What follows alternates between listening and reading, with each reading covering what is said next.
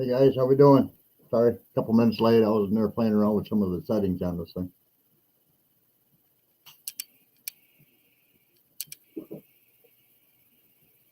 The StreamYard has a lot, but there's also a lot of things I can't do with it. So I don't want my music blaring in the background if I'm trying to talk.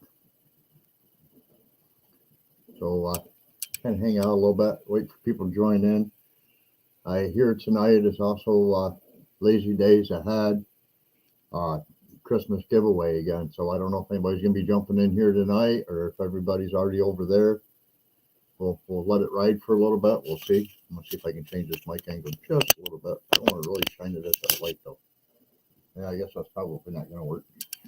All right. Well, anyway. So I'm here, as always.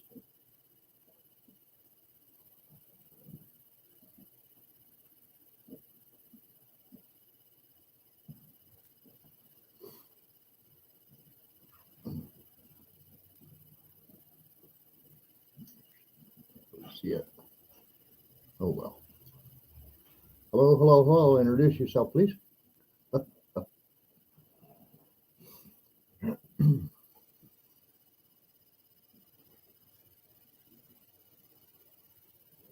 Like I was saying, kind of wait and see if anybody actually comes in and joins tonight because Lazy Days Ahead with Jess and Lisa are doing their Christmas giveaway again. So, hey, Natasha, how we doing, hon? Hey, Natasha, you were keeping up on that. Lazy Days Ahead still going on, or are they all done now?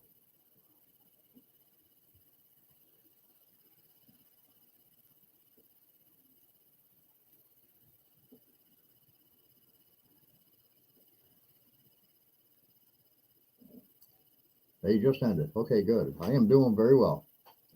Actually, one of the things I was going to share with people tonight, but we got to wait to see if anybody else joins us. We had one other hanging out, and they disappeared on us.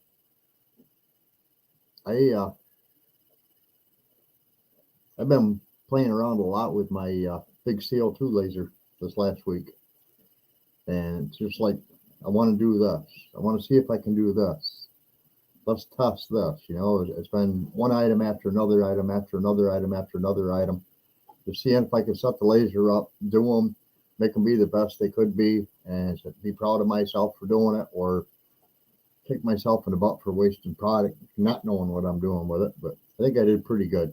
I think I did very well.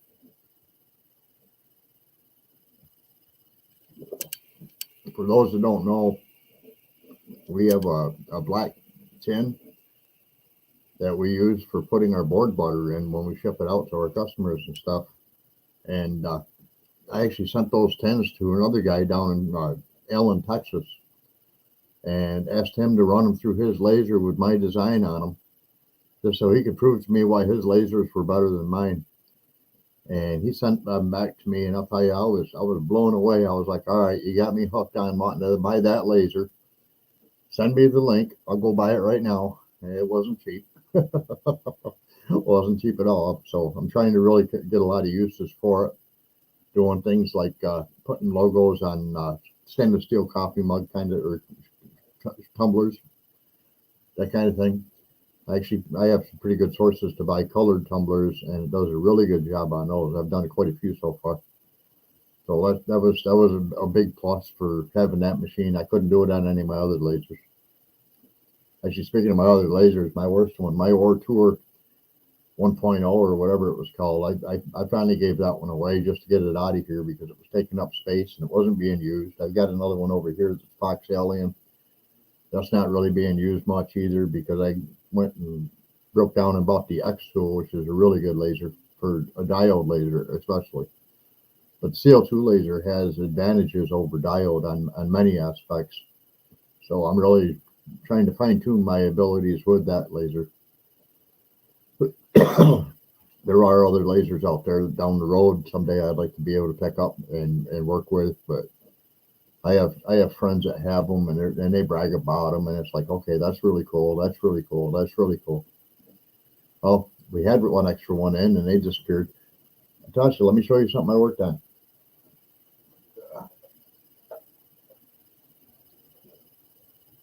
I gotta play with it for just a second here. There we go.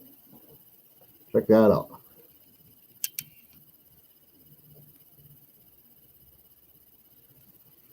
That's my Christmas light.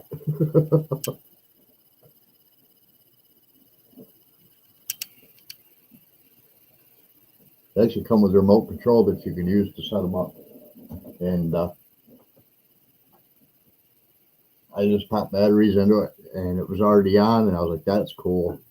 Yeah, it is. I mean, and I actually sell them for $20 a piece with the USB cord, so you can plug it into computer or your phone charger and not have to put batteries in it.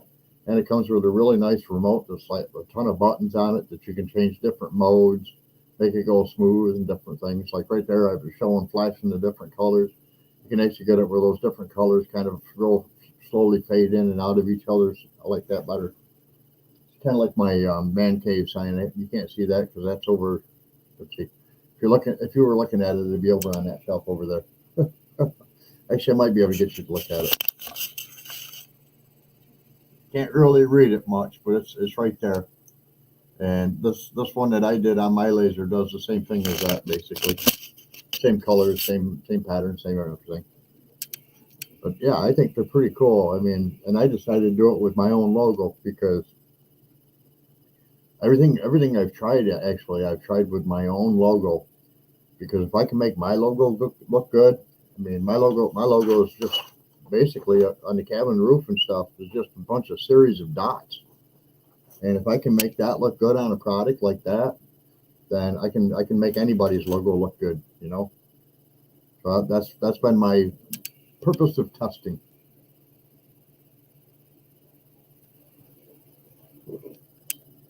I also have like some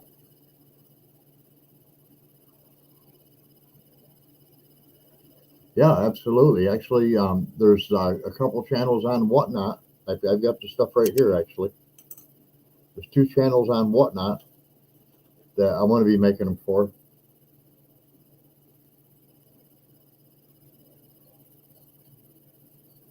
One of them is this one. It's called Mystic Metals. I'm going to be making one for these guys. And then I've got another one for this one here. Coins and Collectibles. Gunk. Actually, it's a cute little story. This center creature right here was a stuffed animal that somebody had sent to him. And it had to do with a cartoon that he knew about when he was growing up. And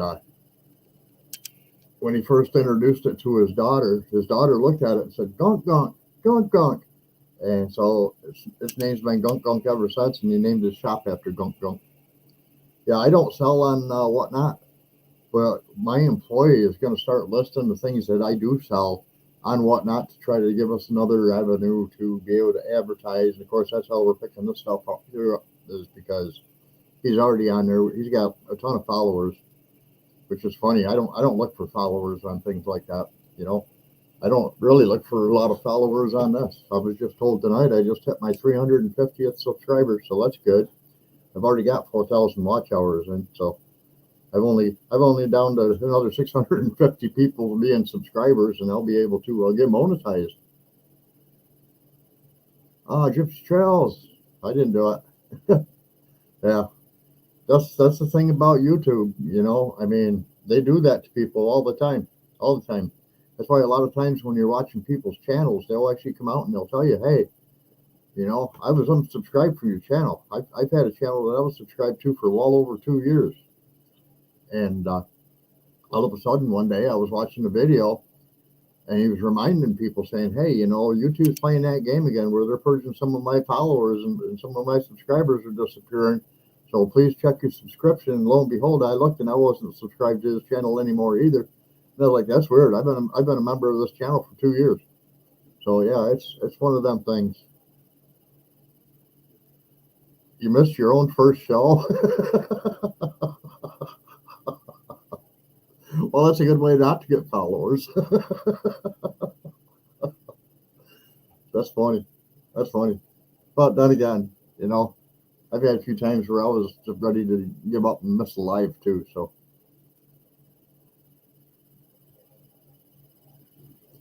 I'm one of these guys that like I'm not looking to get a bunch of subscribers. If people want to subscribe, that's fine. It's just like with these live chats, you know. I never know where these live chats are going to be going. Sometimes they may be something everybody feels is really important. Other times people will be sitting back and be going, "Yeah, I really don't care about this topic. I'm not going to listen to it."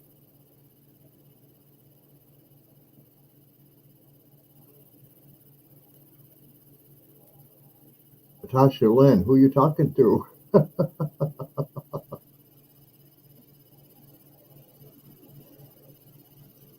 If I go look at my store page and anything's messed up, I won't be laughing. I guarantee you that. Yeah, speaking of store pages and things like that, so I was going to do this live tonight. I just set up a new studio down in my on my back patio, and I was going to do the live down there. And I went and set my computer. I got a really nice laptop computer down there, and I went down there. I set the computer up. I got all my backdrops set up behind me and whatnot, and I thought from the angle and everything, it looked awesome. I got on the StreamYard. This was like 7 o'clock tonight, I believe. Or no, actually, it's probably closer to 6 o'clock tonight. I went to get on StreamYard, and the camera was choppy. I mean, like really choppy. And I even changed my who it was going through because I've got really good internet. But for some reason, it was just picking up the camera and chopping the crap out of it, which is kind of weird.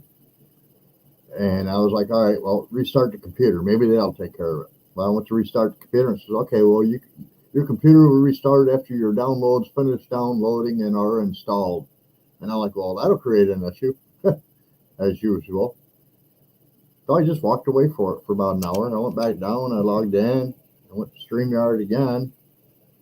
And, of course, every time you go to StreamYard on a different device, you have to go through they send a code to your email, and you have to go find it and then type it in to verify this is you. So I had to do that twice on that computer because that one's not normally connected to the StreamYard. This one up here is. But yeah, so I went in, I logged back into StreamYard. I went into the studio just to check out the video quality, and it was still chop, chop, chop. And I'm like, man, I am sitting right next to this router. The other one is like almost practically right above it, and that's even faster than Time Warner.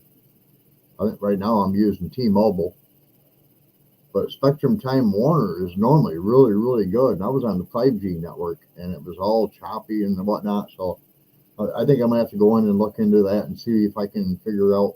I might have to do like some video card upgrades or whatever it is that it needs. I'm not real sure. I'm not the kind of guy that really want to get into playing with computers anymore. I owned a computer store for many years, and technology changed so freaking often that you go out and you buy whatever is the best of the day today, and tomorrow it's marked down because they've got new stuff out. Mark Wahlberg.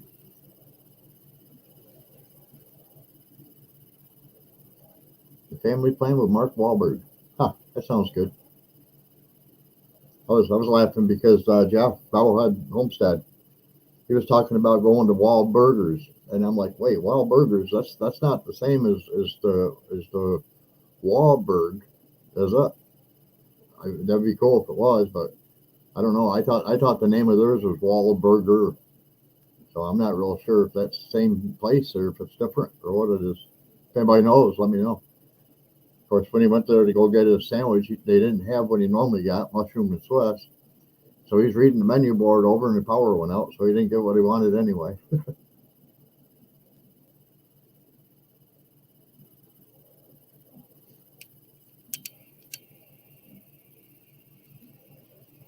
Airing today is a special on Apple.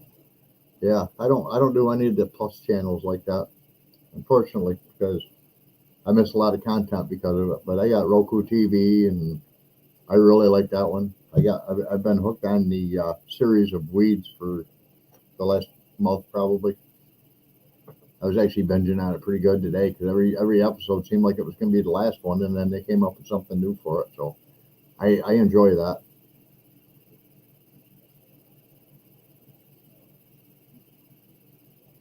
And I think it's funny because a lot of these Apple Plus probably won't be foolish about it, but Disney Plus, what did that last?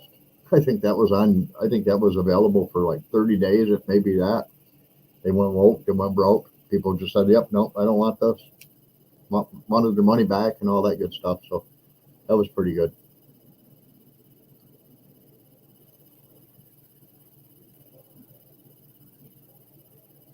Yeah, Gypsy Trails. I'll be honest with you.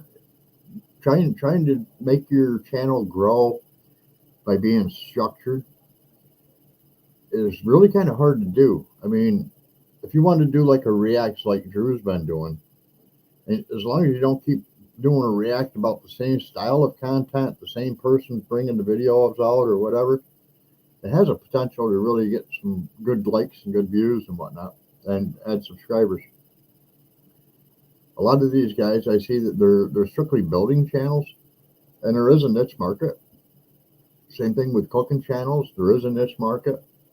I watch a lot of the cooking shows on YouTube, but I don't subscribe to any. Most of the time, because when I watch one, it's something that I didn't scroll across as I was going through the feed.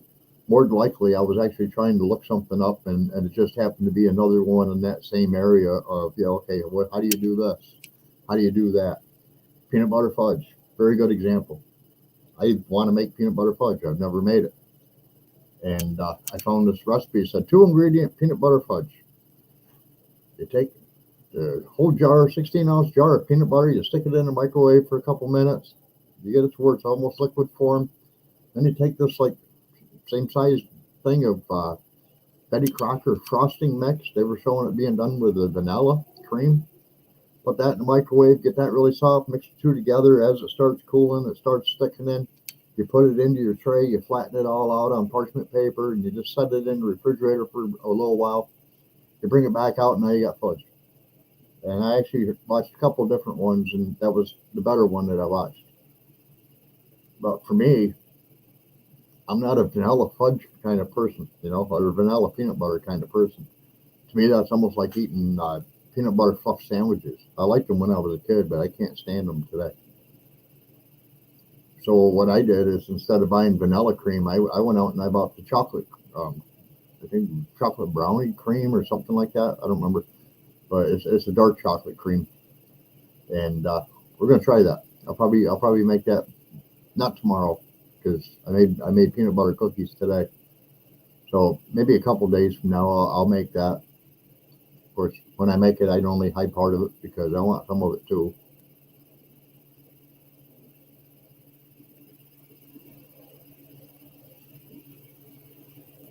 Well, Gypsy Charles, I'll tell you, iCamper store where we bought our camper from. When we first bought the camper, I had to buy the hitch because I couldn't hook it to my truck without it. And then I also bought the sewer hose, but not knowing, I didn't buy the water hose. And the first time we used it on campground water, I was like, man, this water tastes like a freaking garden hose. And I was talking to some of the people that were next to me, and the lady says, well, that's because you're using the garden hose. Oh, camper stove, okay. But yeah, I use my camper stove all the time. Not at home. When I'm camping. I actually have a stand. We have an outdoor kitchen stand that we set everything up on. And we take our own picnic table too, because a lot of the places I have them, they're broken or bird crap all over them because nobody's had an awning over it. So we have our own PVC table that we take with steel legs. And it's a heavy duty monster, 6 foot long, so it fits under our awning. That was my main thing. Most campgrounds have an 8-foot table.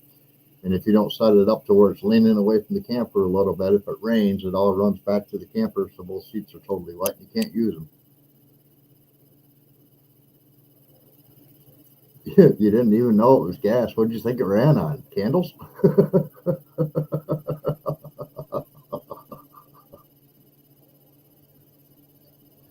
Yeah, I keep a gas grill in the camper.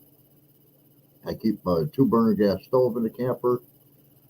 Um, I have an electric griddle that I now keep in the camper. We got a regular toaster we keep in the camper. We got our K-cup coffee maker we keep in the camper. Um, Now we got electric heater in the camper because I'm trying to keep a little bit of heat in there this winter.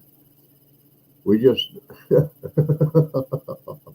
well, Gypsy Trails is not really being bothered about the details, the bothersome parts when you realize you need propane and you don't have any. So you just figure you run down to Walmart and buy a cheap bottle because it isn't cheap anymore. And most of the time you have to buy 2 if you want one.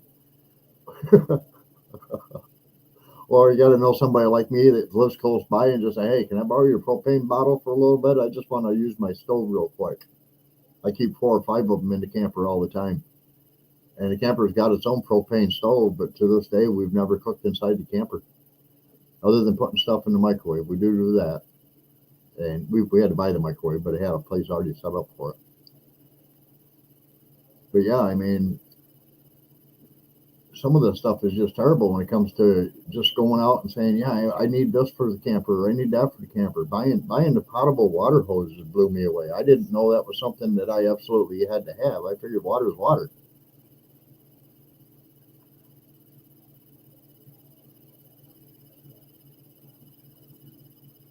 You have 2 30-pounders on the camper? Wow. I've got like 1 15-pound one on my camper, but again, we don't camp when it's cold out, and we do have an electric heater in case we do. We do have a really nice propane generator that we can take with us. That runs off a 20-pound propane tank. So I always have an extra propane tank filled just in case I need to use my generator or whatnot. Oh, it's your first camper. Yeah, that's a learning curve. That's a learning curve. One thing I just learned about my camper, I always thought the water heater ran off propane. And we left it at the campground for unattended for like 2 weeks. We just couldn't sneak out and go camping, and I wasn't going over and checking on anything. And I went back, and the water heater was still on. So I went over and opened the water spigot valve up on the sink, and yeah, hot water, it's there. I shut it back off. I went out, and I unhooked the propane tank, and I gave it a shake, hooked it back up, shut it back, locked it back in on the front, and going, there's nothing wrong with that propane tank. Our electric heater, our water heater in our camper must be an electric water heater. I know our propane stove isn't. So. But I also know that our furnace is propane as well.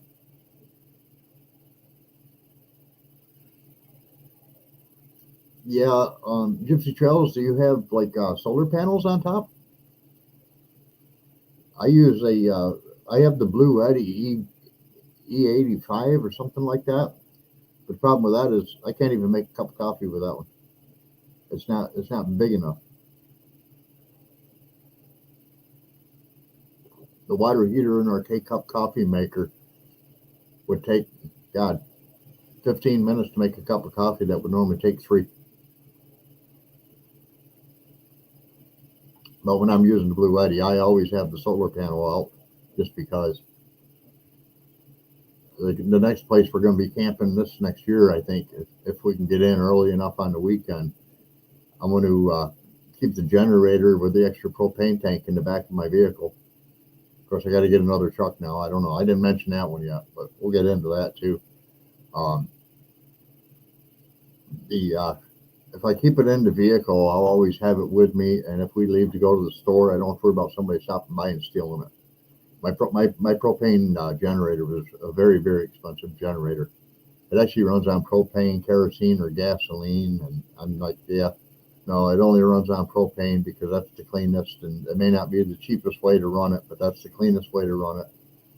And I appreciate that ability, especially where we're planning on camping is out in the boondocks. There's the site that I want. You get a cell phone service at, which means I can hook up the T-Mobile and get internet service. All the rest of the sites in the place, they don't even have that ability. And then also, it's the biggest site. It's the first site pulling into the place, so it's right at the top of a hill. So it's a long ways away from the water, but that's where all the kids hang out. It's down by the water, and it's quieter up on the first end, other than traffic wise, I guess. But yeah, I mean that's my goal. So anyway, with my truck, I just bought a 2014 Chevy Silverado LTZ. Same truck as what David's driving from Come On Homesteading. Different year, but same truck. He's having trouble with his transmission. I'm not. I'm having trouble with the motor. And I took it to a really good local mechanic shop. And I told him, I says, look, this has the automatic fuel management system where the oil pressure builds up on four valves if they're not being used by pulling anything with the truck and makes it a four-cylinder. Well, those valves, one of them is stuck. And because it's stuck, the lifter is stuck rather. So that lifter never hits the bottom of the intake valve to push it up to let it suck in air. And what that did is that fouled out the catalytic converter system as well. So I got it to the mechanic shop, and I'm talking to him about this. And it's a very expensive ordeal. It's $1,700 and something to buy the catalytic converters, and then you have to pay them to take the old one out, put the new one in, and then they have to tear the motor down from the top down to get to those lifters. And if you change out one, you change out all four on the same side because you've already got it tore down. Just makes sense. Those things are not cheap. They're proud of those. So then when they get all done with all that and they put it all back together again, they're not done working on the truck. Because one thing they found whenever going after it with a stethoscope is that the oil pump isn't working properly. So now they got to tear down, take off the bottom oil pan, check the oil, crank the motor over a couple times to see if they can see anything going on, replace the oil pump, put on a new seal, fill it back up with fresh oil, which it was just changed the other day before they got the truck. And I'm like, are you serious? You know? And they're like, well, by the time we tear the top of the motor down, tear the bottom of the motor down, put on a new catalytic converter, you're looking at about $8,500 to $9,000. And I was like, holy crap. You know, I kept telling April, the lady at the shop, I can't not fix my truck because I owe too much against it. I think I still owe almost $14,000 against it, $13,000 and something. I looked it up today. And I'm like, wow. So he looked it up and he says, well, if it was in good running condition, I could get you $15,000 some odd dollar trade-in value on it. And I'm like, but not if I'm paying another $8,500 to get it there. That puts it up over. I'm gonna have $20,000 invested, and you're gonna give me $15,000. Now I got to pay off this other $6,000 part of the loan or whatever, in order to make it even acceptable to sell it to you. And to me, if I have it fixed all the way to that part, then it makes no sense for me to deal with that. And yeah, I'm not too worried about differentials. If I can't get the motor to run, the differentials aren't going to make a bit of difference. So then he comes out and he says, "Well, Jasper Motors, we can get a motor from them. They've already deleted the code for using the automatic fuel management system, so that'll never be engaged." And I'm like, all right, so that means it gets worse gas mileage when you're not pulling anything. Okay, great. Not like they get a lot anyway. And he says, and it'll be like a brand new motor. Yeah, okay. How much is that? Well, we can get it and we can install it for $8,500. And I said, well, that's even worse because we haven't even talked about the catalytic converter yet, none. You know, so now we got another $1,700 and some dollars on the catalytic converter plus labor to put it in. And I was like, no. Find somebody that wants to buy that truck as is, where is. I'll probably sell it to them. I'll take a hit on it. But I've got a 2012 Mazda 6 that was our everyday go drive car. And right now my employees are using it because their vehicle was broke down, but they're all done with it. They're going to be bringing it back. So I'm looking at getting that one and trading that one in or selling it personal off the land here. But I really need a truck by spring. If I want to go camping, I got to have a truck. I did find a really nice one. It's a 2010 Dodge XRT4 or SXT4. It's a really nice looking truck. It's got 120,000 miles on it. The price is reasonable. And if I can get the loan paid off on the truck that I'm driving or was driving down to hopefully around zero, where I don't owe anything on it anymore, then I can afford to go out and just buy another vehicle, you know. And I was told for that 2010 Dodge Ram that I could walk out of that with a payment of around, I think they said $350 a month, something like that. So that wouldn't be a bad deal. I'm not too sure I want a Dodge Ram, but I do know of people that drive them and they love them. I had a landlord that had 3 or 4 of them, and that's why I don't know as though I want a Dodge Ram, but he never took care of his, so maybe that's a difference. I've been looking at the Ford trucks too. My problem with Ford is, remember in all them old commercials where they were showing these two guys with their trucks on the job site, and the one guy is just throwing toolboxes in the back of the truck, and the other guy walked over, looked down in the back of that other guy's truck that threw his toolbox in there and started laughing. He says, "Dude, you put a hole in your truck." And throwing that toolbox in that truck actually went through the bed of that truck because they're only made out of aluminum. That's why they never rust. I learned it from that commercial. So I'm not too sure about Ford, you know. I mean, I think Chevy's doing some pretty shady stuff with their motors to get better fuel economy. Ford's doing the shady part with the body weight and stuff like that. Dodge, I haven't heard anything like that on. And that was another thing too, that Dodge was a 4-wheel drive. It had all the bells and whistles, same as what my LGT has. So I'm like, yeah, that's a nice truck. It's a nice truck. I'm not real crazy about the color of it, but it could wear on me. I found another one that was a little bit older with about the same amount of miles that parked next to my brand new Hyundai out here in the parking lot. Would be a beautiful set of vehicles sitting side by side. But I'm just thinking, I don't want to go backwards in the years unless that vehicle's got really something special about it. Yeah, well, you know, to me, tow packages are very important. I don't know how big your camper is. Mine's 18 foot for now, but it's not going to stay that small. You know, I mean, when we get ready to go to Arkansas, we're probably either going to list this one for sale locally or find some place like the place we bought it from and put it on their lot under consignment and let them finish selling it for us, and then just hook up with them to collect the money afterwards. Because I'm not taking an 18-foot camper with us to Arkansas. That would be a terrible decision on my part. I think to have something there that we can stay in.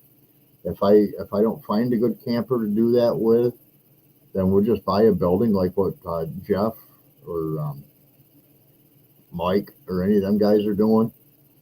Buy the building, set it up temporarily. I mean, I've already got all the temporary kitchen stuff anyway. Set it up temporarily, have the generator there, work on getting the electric set up. Now, hopefully I don't get somewhere nearby where Jeff is at. Jeff has to play hell with what he's doing with permits and inspections and stuff like that. I don't want that. I'd rather be closer to the 41.36 or come on, because of the fact that they don't have to deal with that. That's just one little county area that has that issue, where most of the rest of the state doesn't have that. And I don't want to be in that part where you got to deal with this, you got to deal with that. I don't need everybody to know every little thing I'm going to be doing or whatnot, you know. I don't need to be hooked up to the county water. That was one of the things that Jeff had to do. I can just hook up to a regular well. I can get a regular well put in and just at my leisure, you know. Haul water until then from wherever I can get it. Find a nice fresh creek and hook a pump and toss a pump in the water. If I need drinking water, I know where the Walmart is. But yeah, I mean that's my way of thinking about things. You know, I don't know as though I would ever try to run a well without electricity. You know, kind of like Mama V. I would want a pole that's active and available on site. That to me is very important, and then work it from there. I can't picture living totally off grid. Hi, Peter. How you doing, bud?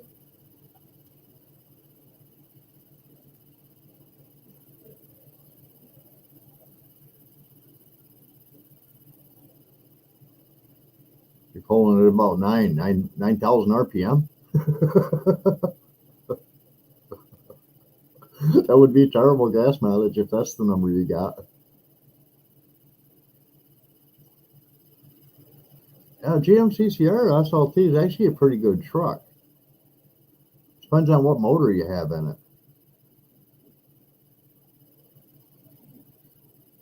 Okay, that's nice. Nice camper. Okay, 9,000 pounds. Yeah. Okay. Yeah. Well, it's taxing the truck, but again, what you're pulling it doesn't really hurt the truck. A lot of times, what hurts the truck is what your tongue weight is, and whether or not you have weight distribution bars hooked up. I know a lot of people thought that they could drive down the road without it.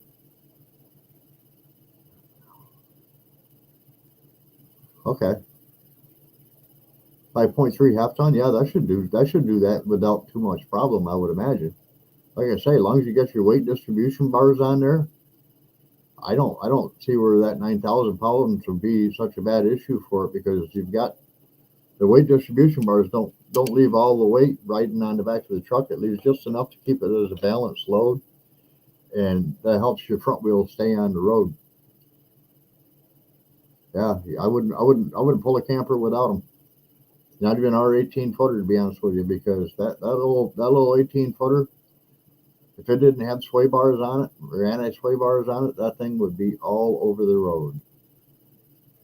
Well, of course, you don't like it so much because it's a big camper, but do you pull it all the time? I mean, you said it's an off grid camper. To me, that means you find a spot, you park it, you leave it, and you live off grid for a while until you can get on grid or whatnot. That's kind of what I'm looking to do. That's exactly what I'm looking to do, actually. So I'm looking to just find a spot, kind of like Peter, old man King Homestead's got. He was in a camper for a while. Now he's clubbing with Bobblehead. So Bobblehead can get set up, and I think he's looking at January before they'll be ready.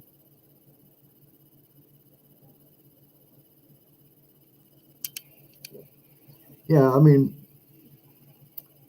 Gypsy Trails taking it easy kind of is a little hard to say. It depends on, I mean, if you were to take that up on the Command Mountain, I don't see any way of taking it easy getting it up there other than saying, Dave, bring your truck down here and take my camper up. Pull a Timfer. Pull a Timfer. Hey, I can't make it up there, man. You want to come down and rescue me? You know. But yeah, Dave's having transmission troubles with his truck, and I'll tell you, if I was closer, I'd get together with him. He's got a good, strong motor. His transmission's taking a crap. I got a good, strong transmission. My motor took a crap. So yeah, I'd hook up with him. Say, hey, between the two, we can make a good one. Keep one of them running anyway. You know. Like I say, I'm looking to buy something different. I really do want something different.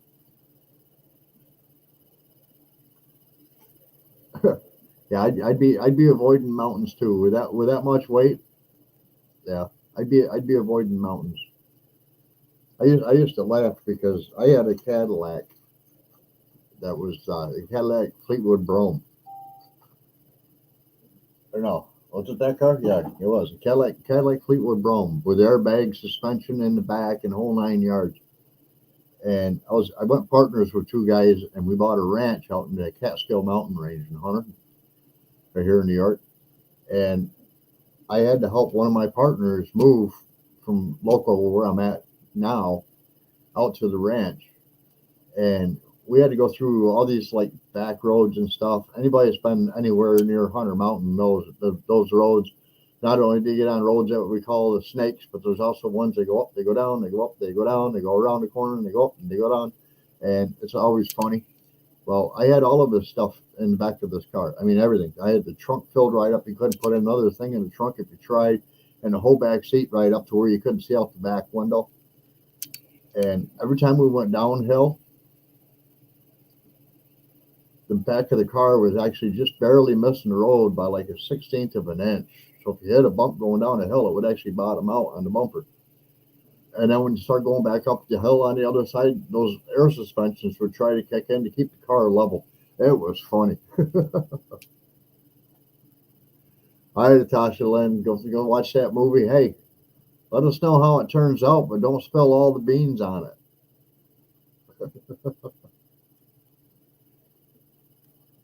Yes, that Cadillac was a riot.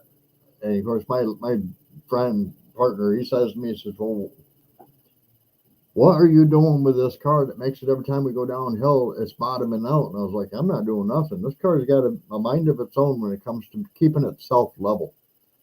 It has no idea what all we put in the trunk, but it kept itself level as we were loading the car up. We left the car running because it was a little chilly out that day. Didn't want to climb into a cold car, so I just left the car running. And all the time we were loading the stuff in the car, it was like you put something really heavy in, the car would go like this, and then it would work its way back up. You go to put something else in, and it was right back to being leveled again. And he's like, "Man, you can keep loading this car." I says, "I'm going to keep loading the car until I see the tires start squatting. Once those tires start squatting, we're done loading. I don't care if it's half your stuff or all your stuff, but I'm watching the tires. I don't care what the car does." So yeah, we had quite the load on for that one. I laughed about it afterwards. Of course, my ride back home, that bumper was always like 8 inches off the road. Didn't keep trying to level itself every time we went up and down a hill. It was just like, yeah, I'm a normal car now, and I was like, that was funny. But I had a Lincoln Town Car that did the same thing. That Town Car had built-in air suspension, and that was my hot rod Lincoln. I enjoyed that car. It finally just got to the point where it was needing too much work, and I said, you know what? Time to call the junkyard guy and have him come over and tow this thing out of here. I'm not doing any more work on it. And I told the junkyard guy, I said, I'll be over. I want to save all the wheels and tires. And before they came, I actually sold the spare tire out, thinking it was just a steel hub tire. And a guy called me up and says, "Hey, you want to sell one wheel off your Lincoln?" And I was like, "No, I don't want to sell one wheel off my Lincoln, but I'll sell you the spare tire. His old shape it's in. Brand new. I've never even put it on the car. Was it full size or donut?" And I says, "They don't put donuts with Lincolns." So he came over. I told him $35. I figured it's a brand new steel rim with a brand new tire. $35. That's a good steal. Yeah, it was a steal until we went to take it out of the car to find out it was a brand new Lincoln rim that was worth $1,250 without a tire.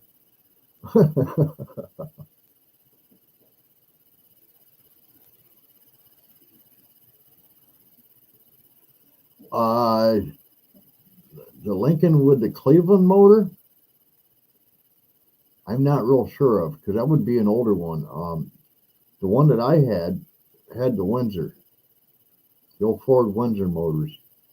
Actually, the one that I had, believe it or not, the whole car except for the body was built off the Ford F-150 body or frame system. Everything on that car was exact to what a Ford F-150 was built with. The only thing they didn't do was raise the suspension because the trucks need a little bit more height, and they didn't add anything to lengthwise of it. They didn't add anything to width or whatever. They just didn't build it up like a truck to get more clearance underneath the frame.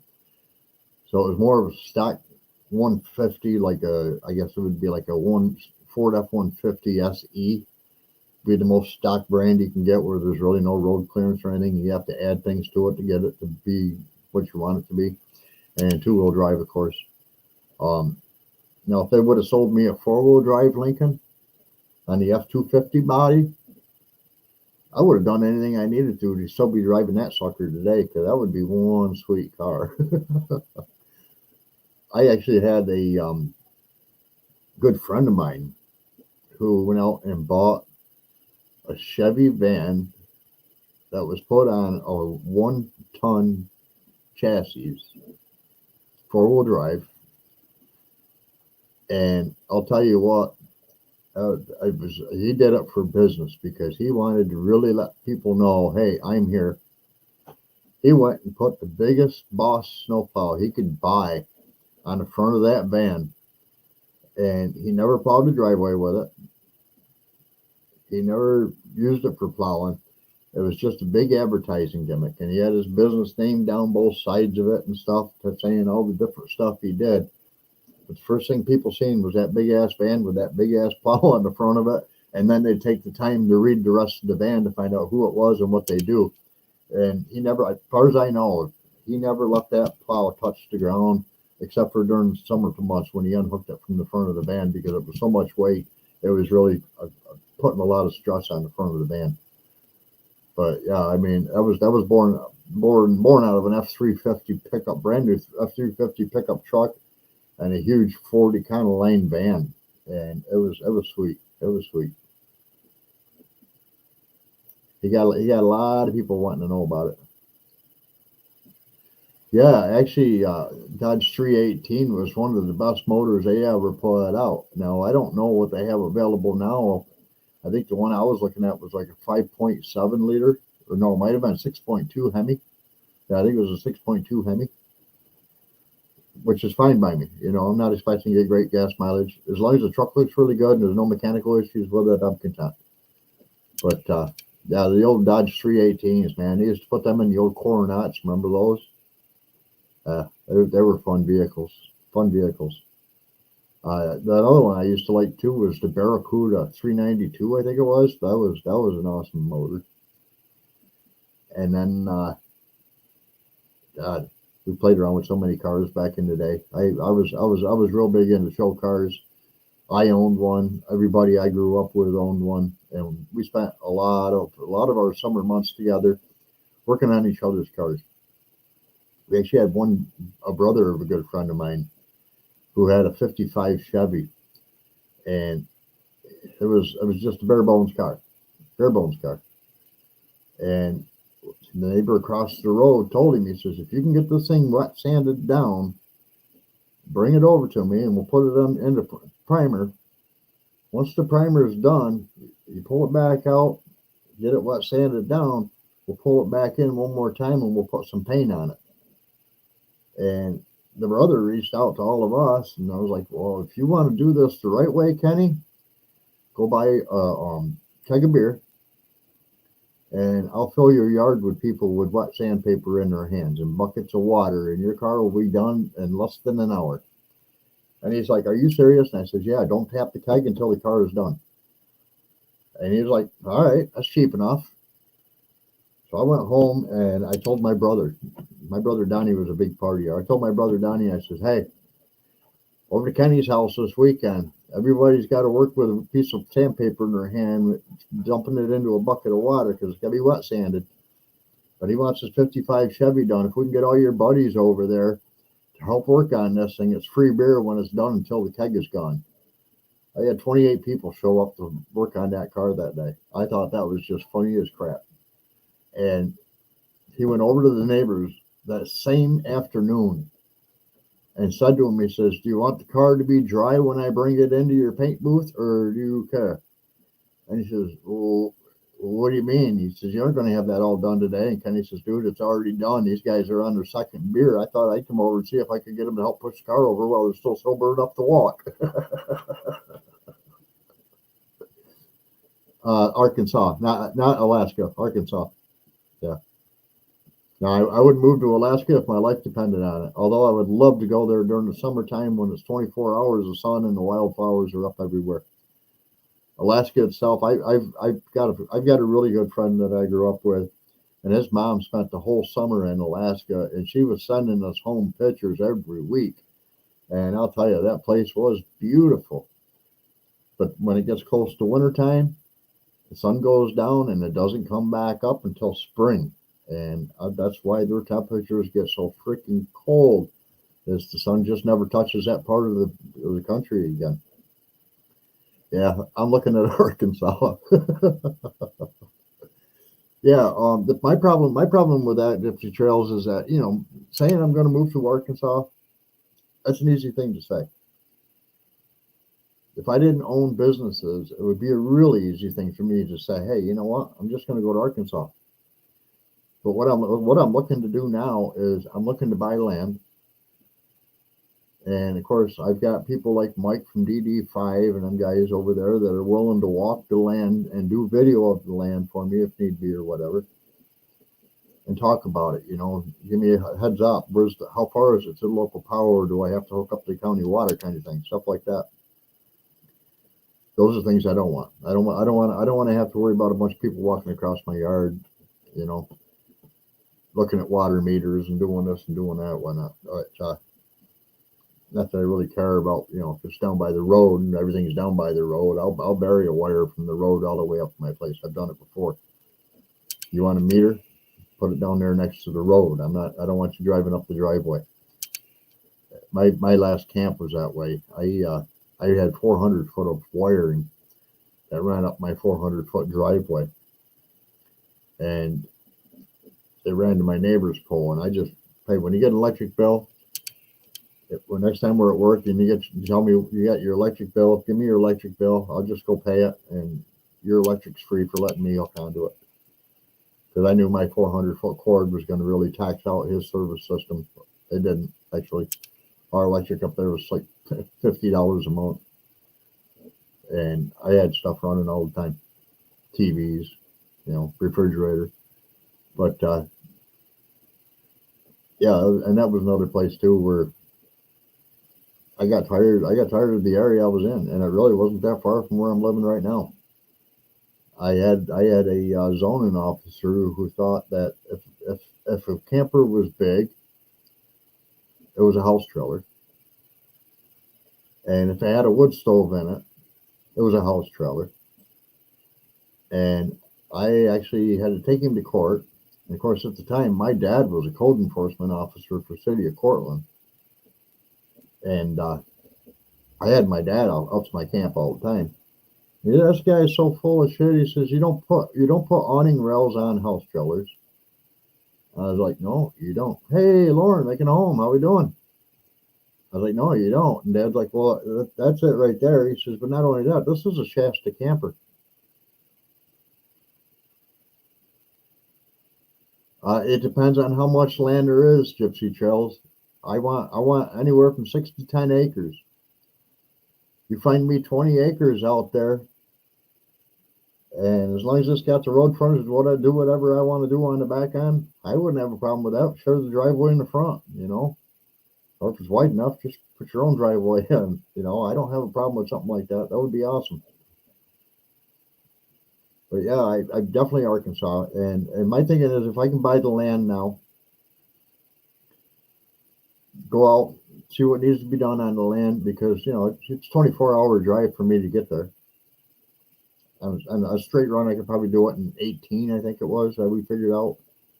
But I figured it'd be like 24. I don't want to push like Gary did and be broke down on side the road, and there goes my clock. So I would plan it out, and of course I wouldn't want to drive straight through anyway. Find a place, camp out for the night, or get a motel room or whatnot. But just because that's too many hours. I'd probably actually do that a couple times on the way. We did that when we went to the Oklahoma meetup. Hey, Snope, how we doing, sir?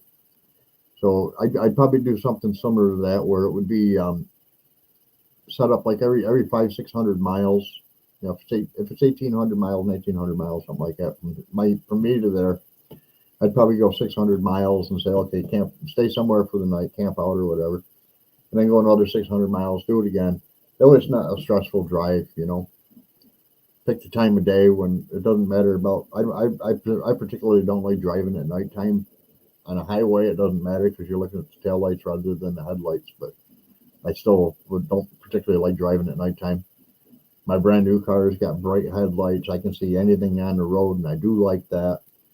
But out here in the country where I live, once that sun goes down, if you want to drive down the road at night, you better hope the heck you got some really good lights and you're always paying attention, because out here, one of our biggest issues is people are stupid and they wear dark clothing walking down the side of the road, and they don't always stay on the side.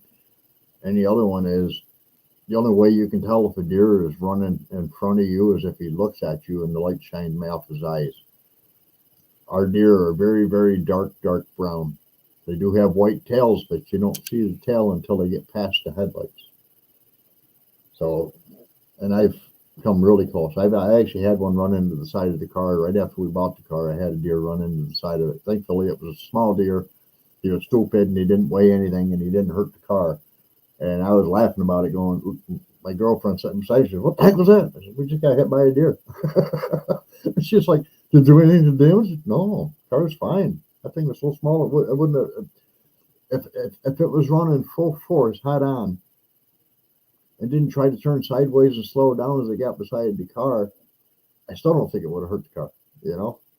But because he's seen us coming and he tried to slide sideways and just barely kissed the car, I laughed about it. I thought it was funny. I'm just like, yeah, keep running across the road, you idiot. But that's one of the things. That's one of the main reasons why I don't like driving at nighttime. And I've had friends. Yes, I did, Lauren. I got them lowered quite a bit, actually. They asked me if I wanted to shave too, and I told them no. No shave November leads into no shave December. Yeah, actually, I got my hair cut last Friday. I took my mom shopping, and of course she's 88 years old. She has trouble walking. She has trouble seeing, and we left her house pretty early. We went out to lunch, and I dropped her off back at her house, helped her take care of her groceries, and I left there at noon. And I had to pick my girlfriend up from work at 3, so I was like, all right, well, what am I going to do for 3 hours, you know?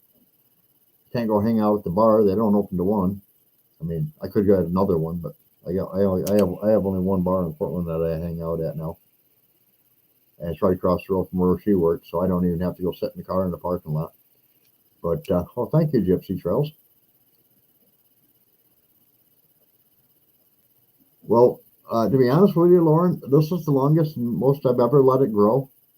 I used to always try to keep it really close shaved. When I was in the military, if they never made me shave, I probably wouldn't have this or a mustache, to be honest with you, because I didn't even have peach fuzz on my face back in them days. But they always make you go through and do it. You got to get a haircut. You got to get your hair cut whether it needs it or not, and you got to shave every day whether you need it or not. But, yeah, so anyway, as I was saying, I got done taking her shopping, and I was like, all right, well, I want to go over to this real deal dollar store or Dollar Tree that we got in the area and see if they got anything I want, because I'm putting stuff like that on the laser to run tests on and stuff. And I pulled into the parking lot, and I noticed over at the hairdressing place that one of the hairstylists was just standing at the counter with not working on anybody. And I walked in and I said, "Hey, you got time for a haircut?" And she's like, "Well, yeah, come on in." Took me right back, sat me down in the chair, asked me what I wanted, and I joked with her. She's kind of cute. And I got my hair cut, left there, and I went next door over to the Dollar Tree, and I did my shopping over there. I went back out to the car. I drove down to the bar I hang out at. Figured I'd go hang out with some friends down there. I was about 15 minutes early. I said, well, the car doesn't really need a lot of gas, but I can drive over to the gas station, put gas in it. That should take 15 minutes. So I drove over, put gas in the car. I drove back. I pulled back into my parking spot. I look at the clock and it's like, it's 10:00, man. Holy crap. This time is going slow now. Well, the owner of the bar just happened to be coming out the back door. And he noticed something wrong with the door. And he seen me sitting there, so he waited for me to come over. And I was like, what? And he says, this door looks like somebody's been trying to break into it. I put my glasses on. I'm looking at the lock, and I'm going, yeah, absolutely. And he says, son of a bitch, this had to happen last night. I was like, really? And he's like, yeah. Yeah, I couldn't move to Alaska. I don't think I could move to Arizona either, although I did think about it when I was younger. Back when my son was first born, I was offered a sweet deal to move to Arizona, Glendale, Arizona, and guaranteed employment, guaranteed housing. And I asked the guy that made the deal, I says, can you do me a favor and send me the Glendale Gazette? And he sent me the paper. And when I received that paper, I'm looking at it, and it's like, wow. The whole newspaper was like that thick. The help wanted ad section was bigger than our local newspaper, full blown, much bigger. And I sat down with that paper and I opened it up, and right on page 1, it talked about a 2-year-old boy who crawled off the lawn onto a sidewalk and got 1st and 3rd degree burns on his knees and on his hands. And they were talking about after that anything that was in that temperature range, you could actually see people go out and fry eggs in a frying pan. They take the frying pan out, set it on the sidewalk, come back out and drop an egg in it and show the egg being fried in the pan. When it's that hot, you don't want to be wearing rubber-soled shoes. You don't want to do this. You don't want to do that. And I'm like, well, Jesus, I really don't think I want to be there. My son's not even crawling yet. So I got a hold of my buddy Dell, and I said, dude, I'm not coming. I'm not coming. And he's like, why? And I explained it. And he's like, well, that's only in certain areas. Well, this is Glendale Gazette, and you're in Glendale, buddy. You know, I guess that certain area is your area. And because of that, I don't want to be in that area. So anyway, the owner of the bar let me in early. So I sat in there BSing with him for 10 minutes before the bartender showed up, who unlocked the doors and started letting everybody else in. That just goes to show, you know, I'm not in a real small town, but I do have small town friends in the area. You know, when I go into the bar, everybody knows me by name. I know all of them by name pretty much. If somebody comes in that I don't know, they'll stop and they'll introduce themselves as they go in and sit down. So it's really cool. And, you know, the bartenders all know me. They know what I drink and whatnot. Of course, it's always just Keystone Light beer. It's all I drink when I'm out at the bar. It's not all I drink, but it's all I drink when I'm out to the bar. I do like to have a fireball once in a while. And there's been times where people have said, well, if you mix this with this and this, it tastes like that. And of course, I've always been the glutton. Well, mix it up and let's taste it. Let's see if it tastes like that or not. And the bartender's always funny about it because she charges for it, whether it's good or bad. I went there on my birthday. I didn't tell anybody it was my birthday. But I went there on my birthday. And an old friend of mine came in. So she bought me my first beer. Or my second beer, rather. I bought my first beer. She bought me my second beer. Another old pal of mine came in I hadn't seen in years. He sat down. We were talking for a while. He bought me my second beer. The first friend decided she had this recipe she wanted to try that was on TikTok. So she set it up with the bartender. So the bartender had to open another beer for that. It was a Busch Light of all things. I'm not a Busch fan at all. But while she was mixing that drink up, my other buddy Steve came in. He bought me a beer, and then my buddy Mac came in. He bought me a beer. So I started to get all these chips saved up in front of me and stuff. She just started mixing that drink up, and she looks at that can. She says, "Dave, you want this?" Why not? So I'll drink that. Got another beer. A bunch of us went out, smoked a cigarette on the front patio. My girlfriend got out of work. She came up. She started talking to everybody. And that's when it got let loose. That day was my birthday. I wasn't going to tell anybody that day was my birthday.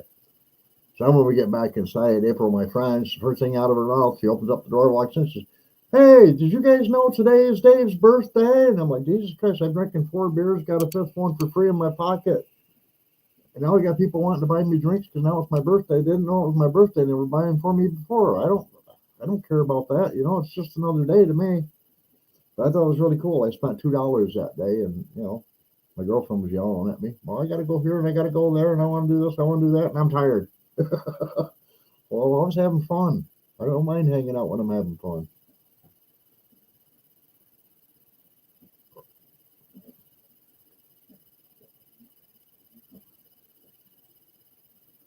Well, no face, ace, nope, that's fine. You know, you don't really have to put a name on there. You know, like Gypsy Trails, I'm sure that's not her name or his name. I'm pretty positive of it, actually. It's one of them things where, you know, look at Cole. If you watch any of the gun channels, Coleon Neuer, that is not his name. He is actually a lawyer. And if his clients ever found out some of the stuff he posted on YouTube, he probably wouldn't be a lawyer anymore. But because he doesn't use his own name on it, unless they watch his video and know him personally, the chance of them being able to trace it back to him is almost slim to none. Johnny B, of course, I know him as Johnny Baggy. He's a good friend of mine, but most people don't know his last name because he doesn't like sharing it. Same thing with Guns and Gadgets. Everybody knew him as Jared. Well, I know him by his whole name because we were both other partners in the same business, Blackout Coffee. So I mean, a lot of people try not to share their whole names or their real names. There's like a lot of docs out there and stuff like that because that's why they don't want people to know who they are. Another one good too is JP. Awaken with JP. JP Reacts. Well, I know John Paul personally. I know his whole name, and he's a good comedian. And the reason why he came up with just using JP was because that's all he wanted. I thought somebody here was named Randall, but I didn't know who it was. Okay, Randall and Jay. All right, well, I'm going to still keep calling you Ace. You were Randall Gremlin. Oh, my God, are you serious? Okay, I know who you are now. Yeah, sorry about that. I didn't recognize the name change. I think it's funny, when I started up with the HalfAss Homestead part of it, there was a lot of people out there going, oh, Dave Moffitt's here. Oh, Dave Moffitt's here. Speaking of that, I showed this earlier, but I think Natasha was the only one in here.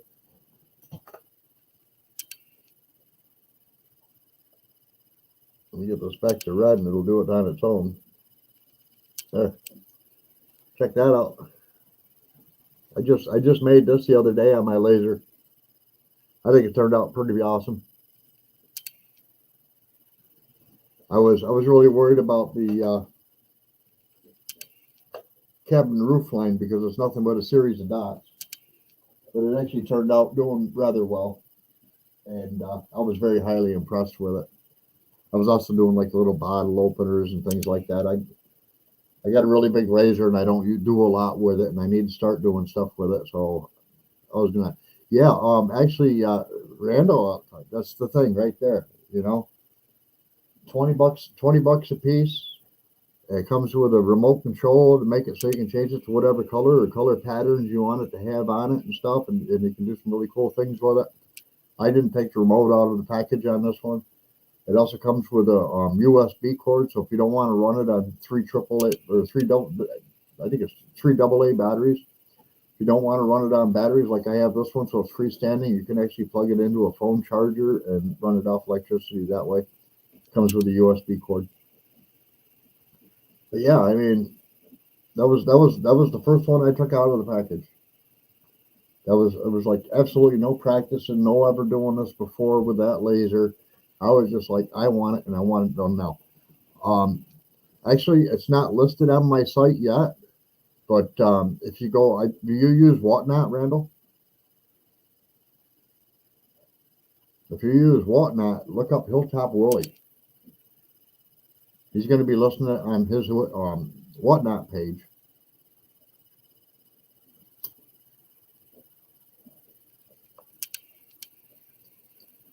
I actually have a couple more of them I got to do yet. I was showing these earlier too.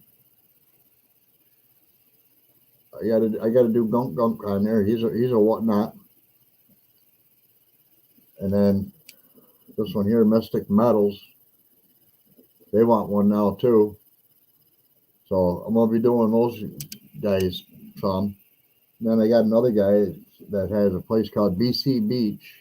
He's another one of them guys. He goes by initials. He doesn't like everybody to know his name. Everything he does is BC, BC, BC. You know, that's the name of his business, BC Solutions. And if you go to the back of his card, instead of getting the whole name, you get his email address, BC Beach 123. But he wants something done with BC Beach, and that one I have to do full creation on my own because he doesn't have any idea what he wants it to look like, other than that's what he wants it to be. There's a picture of a beach with BC Beach underneath it. So I'm going to be playing with that one. Actually, I played with it already, but I wasn't impressed with the results that I was coming up with before I was getting ready to send it to the laser. So I'm going to have to redo that again. Randall, you can email me anytime, and actually I can, if you want one, they're $20 a piece, includes shipping and handling to mail it to you, and I can email you an invoice. Once I get your email, I can email you an invoice.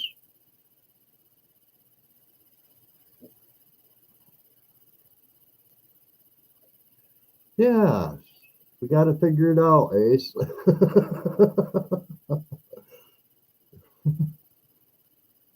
Hey, we could just call you AJ for short. You could be like Josh, be another Spanky. But yeah, I can actually email invoices, and all you gotta do is click on the link to pay it, and send me what you want. You know, in the email, make it an attachment. It doesn't matter if it's full color or not because I've got a program I run it through that'll make it so that it's a laser engravable, and I can do that. And like I said, they're $20 a piece, and that does include the shipping and handling. Mail it to you. I haven't got the boxes to do them in yet because that was like the first one I just played with this week. Now I'm going to be ordering them by the dozens. Actually, by a lot more than just a couple dozen. I'm going to order them as the largest quantity I can get. That way I've got them in stock.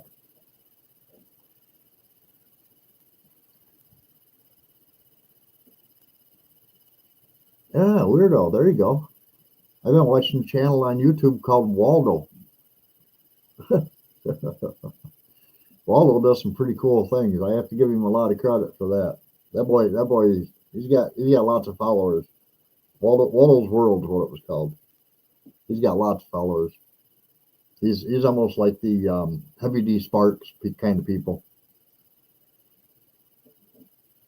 Another one was e-bike school or e-bike solution, something like that. I've been watching that one a lot too. That guy's been playing with Chinese electric cars and trucks and boats and all that kind of stuff lately, and he's got a pretty cool channel running too. Well, I hope everybody hit the thumbs up. We've lost a couple of them already, but that's all right. Thumbs up, thumbs down, don't matter. I mean, it's all about watch hours, getting people together, talking to each other, figuring out, if somebody need to know something or somebody want to share something or whatnot. That's what the community is about, basically. I I think that's one of the biggest draws to wanting to move to Arkansas is it is such a community of like-minded people. Granted, your neighbors may not all be that way and stuff, but I watched Dave Warren's neighbor from Come On Homestead, and when he was explaining the yard or the yard, the woods out back that he was talking about selling that David actually had made a deal to buy, that guy falls right in with like the same kind of people. So I'm like, yeah, everybody I've met from Arkansas so far, I've gotten along with really good, and Oklahoma meetup was a really really good time. We had Denise and Marcel there from It's All Grady. Oh my God, there was just so many people there. Uh, and now with like Atasha Lynn and Brian from Vineyard Farmhouse, they don't live too far apart from each other. And Brian and I are trying to get together to do a collaboration. And when we make a time for that to actually come about to happen, it'll be me going to his house more than likely. And I'm gonna make it a point to go to Atasha Lynn's on the way there or on the way back, or maybe both. Maybe pick her up, take her with us, and then bring her back at the end of the day and do all three of us together. I don't know.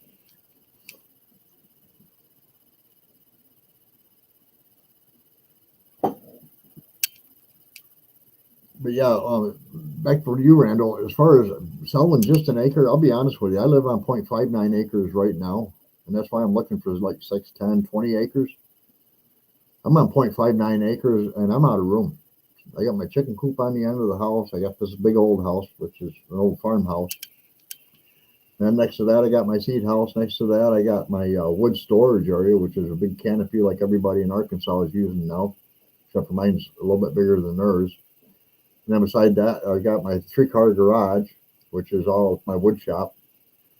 And then behind that, I've got my boat and I got my camper. And then after that, I'm out of land already.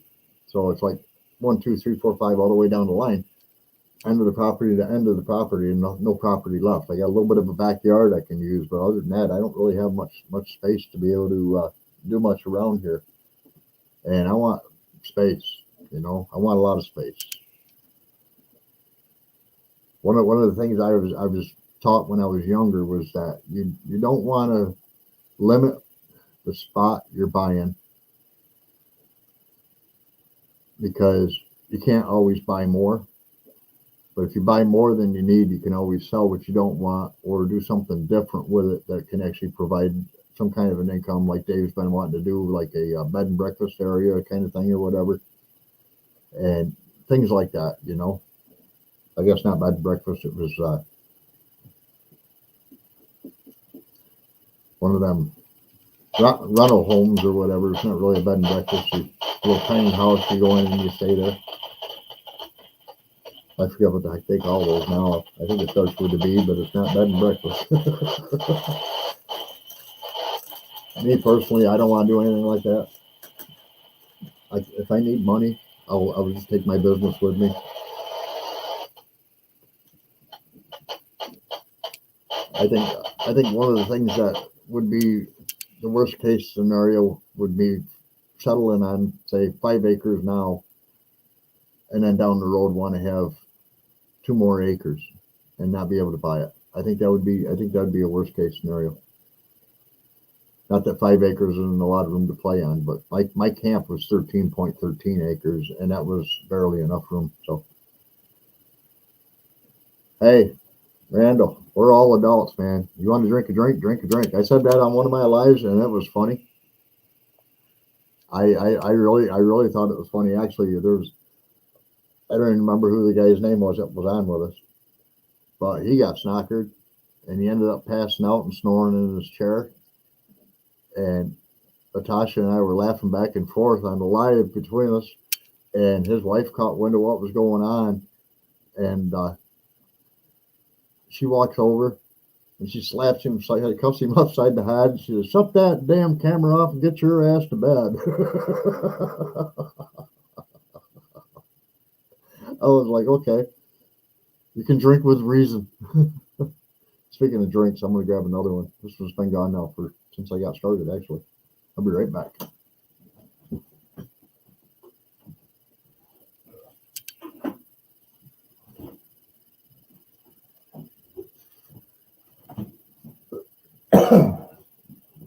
Yeah, so I'm one of these guys. Okay, yeah. You got to do the medicine, man. You got to do the medicine. I actually have a really good source of the medicine. I haven't had to buy it now in years. All right, there you go. You're drinking a glass of wine, smoking a cigarette. I'm going to drink my beer, smoke my cigarette. Ace is over there smoking his medicine and drinking his cigars.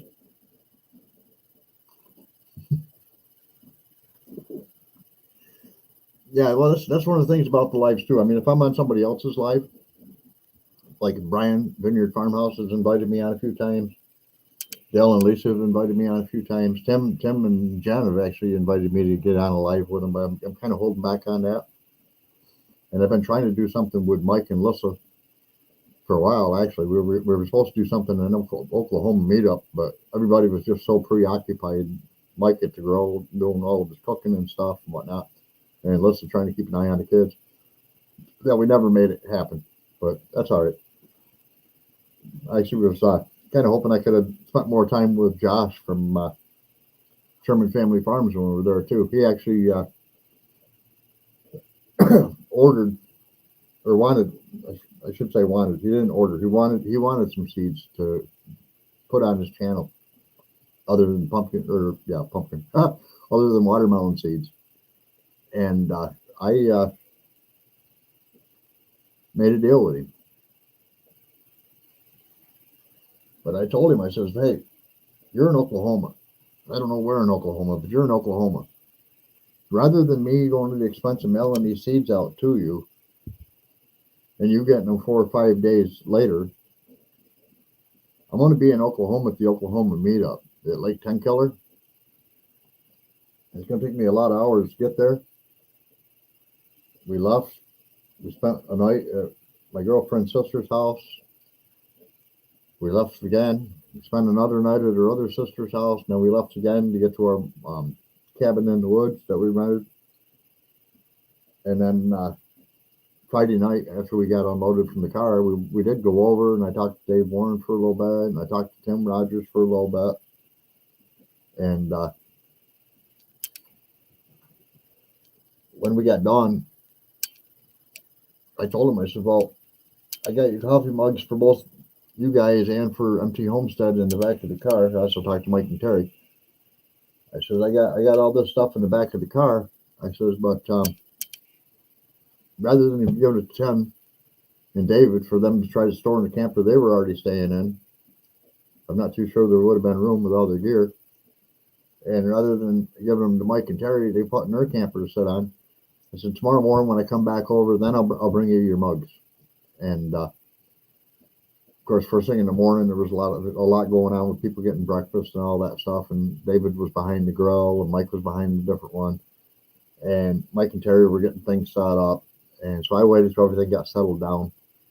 And before everything really got underway, that's when I went over and gave Dave his mugs and took Mike and Terry's over to them. And I'll be honest with you, I check my email numerous times a day. And I'm very adamant about that. I'll forget to do a lot of things, but I'll always check my email. Dave Warren. Yeah, I'll send that right over to you. Yeah, I got it. I'll send it right over to you. I hounded that man for 3 weeks, and I finally got to the point where I sent him an email and said, Dave, come on, Milkman.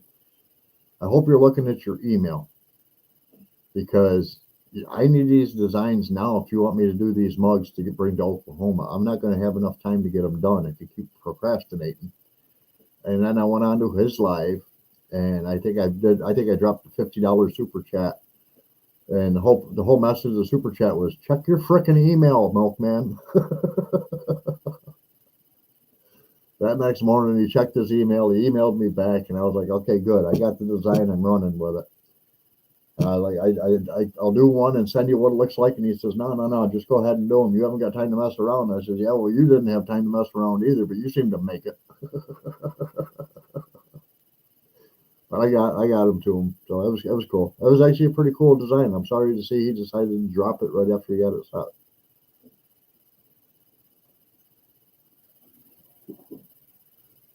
If I had it close to me, I'd show you what it was. But it was Come On Outdoors. It was going to be the new channel's name, and then he decided not to change the channel and stick with what it was already, because he didn't want to confuse people during that time of year or whatever. And he finally just decided, I don't want to change the channel name. And I told him, you could always start another channel. Said, no, I ain't got time for that. I got too many going on now. All right, I understand that too.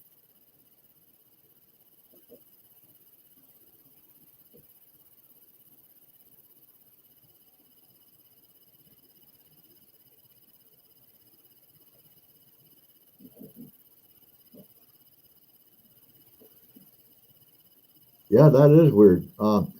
Now, one thing I've been trying, I don't really advertise other people's products a whole lot, but there we go. This is a product from a company called Fume, and all it is,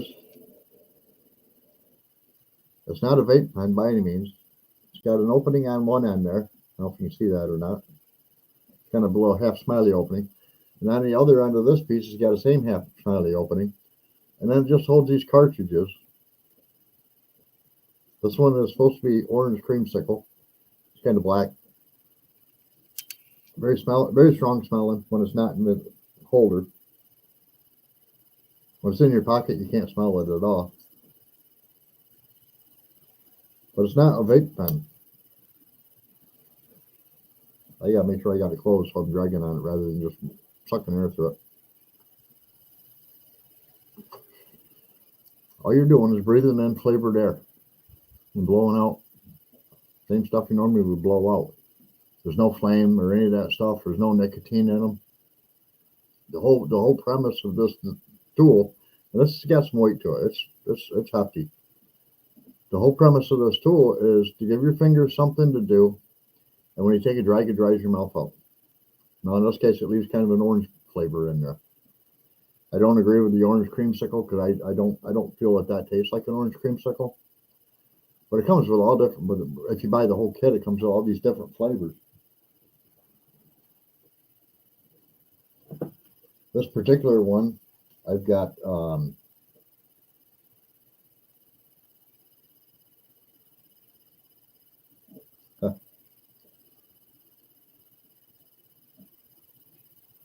there it is. It's on the other side.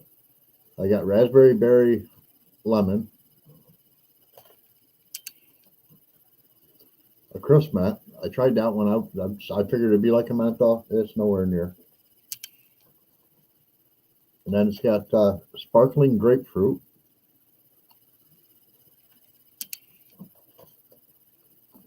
white cranberry,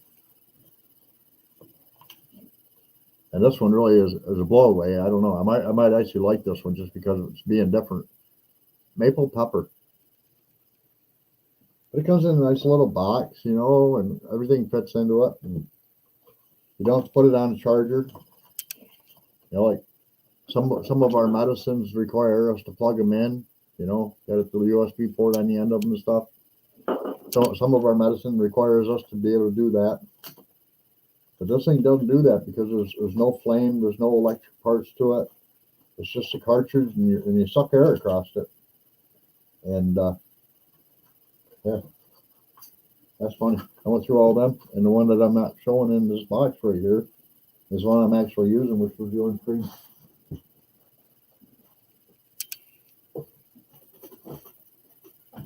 Oh, there it is. Okay, not orange cream, orange vanilla. It really doesn't taste that much like an orange vanilla. It's got kind of a funky taste. If you smell it at a distance, it's not bad. But that's supposed to help quit smoking. But my problem is, it doesn't really help.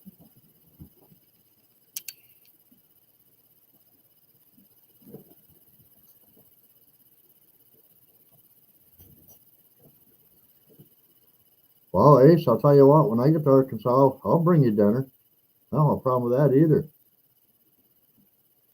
I like meeting people. Man, that's how I met Vineyard Farmhouse. That's how I got to meet Peter. Peter and I actually sat down and talked to each other for quite a while.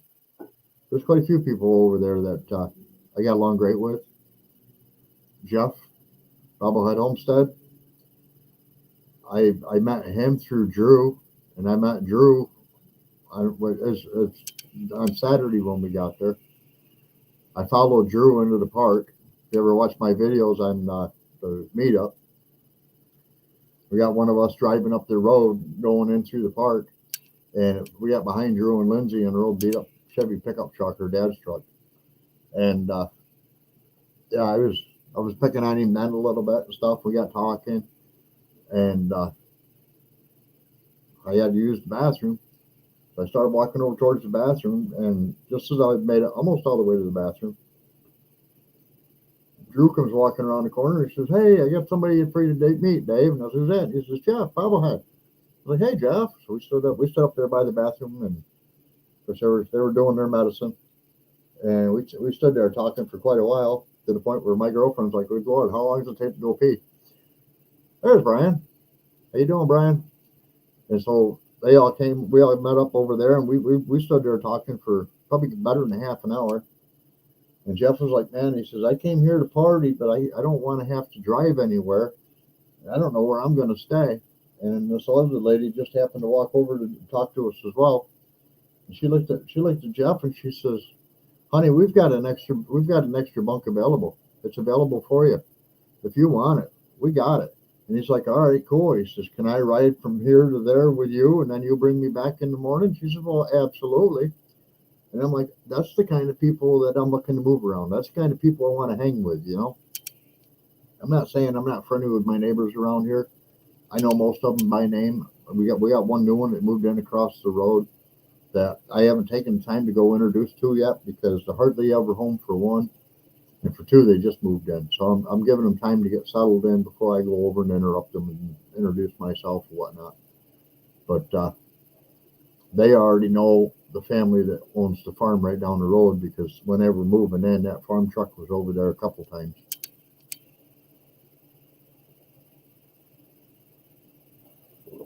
Hey, Jay, I'm gonna be honest with you, brother.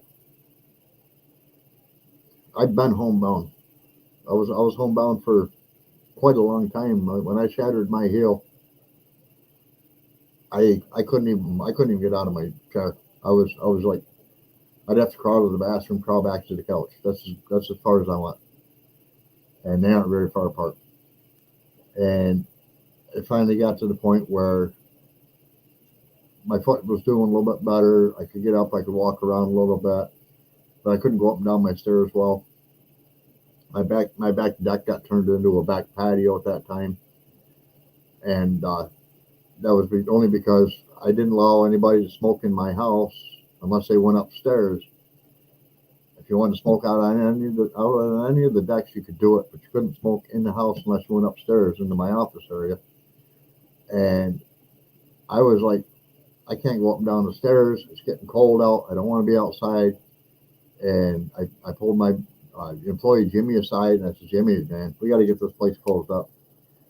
He's like, what are you talking about? I said, it's this back patio. I got everything we need. We got to get this thing closed up.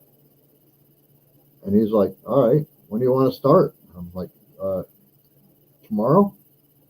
And he's like, all right, I'll be here. And he was here every day with me. And I would spend most of my time out there sitting in a chair, staining boards, and just thinking about how I wanted things to be. I already owned all the windows. I already owned the only thing I didn't own for this whole project was the back door. I had to go buy a back door. And again, my foot was still feeling pretty good at that point in time. I wasn't able to go back to work yet, but I could do things. And I went out and I started trying to paint Texture 111 siding with a paintbrush and a roller. And I hated the results. It was going to take way too long. So I went down to the local hardware store and I said, I need a house painter. I'm like, well, we got a whole shelf of them over here. Which one do you want? And I said, I want the best one you sell. He's like, all right, yeah, it'll be this one here. It was like $369. And I said, all right, now I want some more house paint. He says, what color? I said, semi-gloss white. He says, all right, how much do you want? I don't know. It depends on the price. Well, it was $35 a gallon, so I bought 2 gallons.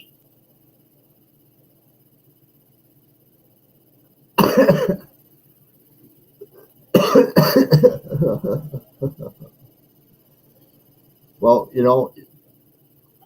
Ace, we try to treat everybody properly. Doesn't matter, male, female, young, old.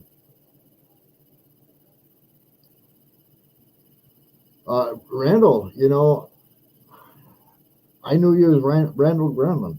I never knew you as Randy. I never knew you as Gypsy Trails. So, sorry.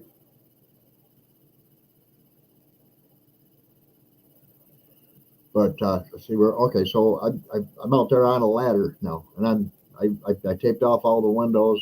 I'm out there on a ladder going up and down, and I painted that whole addition. I washed all the equipment out. I put everything away. After it was painted, and we got it insulated and sheetrock, and got the flooring and the lights and all that stuff in, my foot got to the point where it just started swelling up like crazy. I mean, my foot literally was as big around as a dollar bill as long, and it's not supposed to be. It turned out I was allergic to the titanium that they used to repair the damage I did when I shattered my heel. So then I had to go back under the knife, have all the titanium removed, had to get a specialized doctor in there. He was a infectious disease specialist, and find out what kind of infection it created. And then it put me on all these major antibiotics for a long time. It took forever for all the swelling to finally go back down and whatnot. And I haven't worked since. But at least now I can get up and I can walk around. I can do stairs. When we did the OK meetup, I was in a halfway decent position. I did have my cane with me. I didn't use it, but I did have it.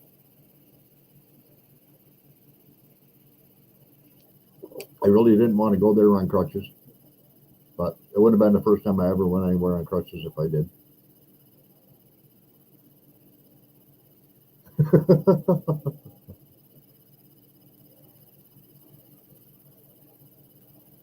Well, Randall, can't be a ditz and a blonde at the same time. You know better than that.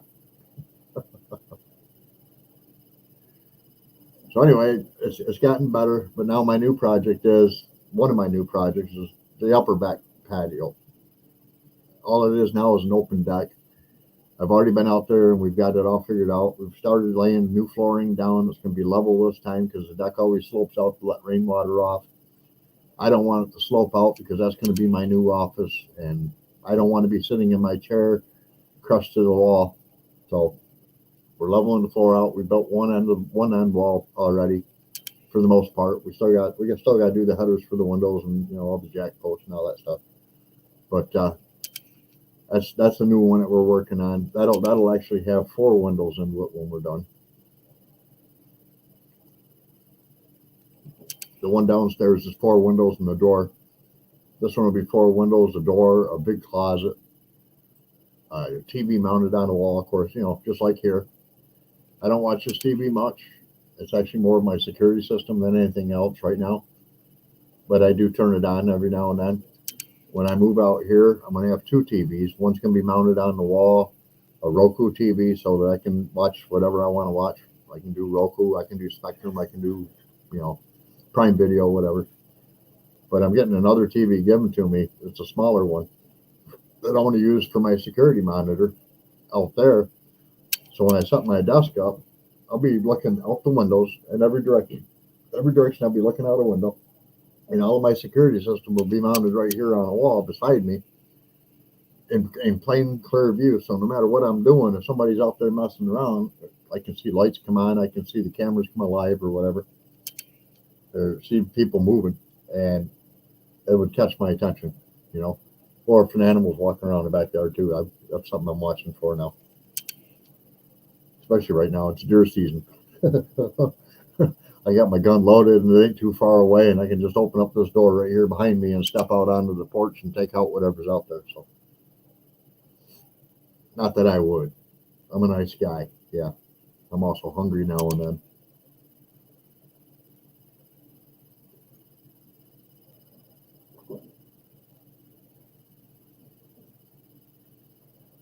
But anyway, so I'm back to walking around pretty good now. I haven't been released to go back to work. I already made my mind up. The job I had before, 32 years of making baking soda, I'm never going to go back to. It was offered me a position back there, but it was a boring position that I wasn't willing to take. And I mean, my job was only exciting because I always found something to do. And that new position wouldn't let me have that freedom. I would have been in charge of maintenance, kind of like Tim is. Only this is for a chemical plant rather than a steel mill. And I really just didn't want that life anymore. I was like, yeah, no, I've been out for over 2 years and I really don't want to go back to it.